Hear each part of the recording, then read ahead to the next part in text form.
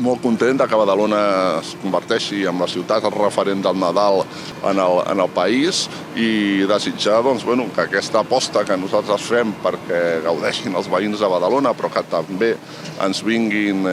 ciutadans a qualsevol altre punt del país a veure l'arbre, a fotografiar-se, a veure l'espectacle de llum i de so, ens permeti també donar a conèixer una ciutat que és espectacular, amb una gran oferta gastronòmica, econòmica i que crec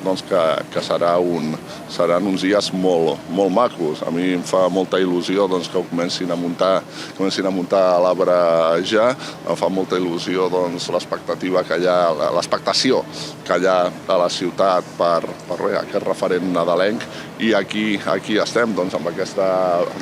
trobada simbòlica en el moment que ja estan descarregant els camions, un total de 10 tràilers com el que tenim a darrere. Això ni els Rolling Stones, quan estan de gira, porten tants tràilers i jo crec que dona magnitud de l'aposta i de la il·lusió que tenim per aquest projecte i per tindre un Nadal que sigui inolvidable i espectacular i referent, evidentment, per als veïns de Badalona, però per a la gent de tot el país.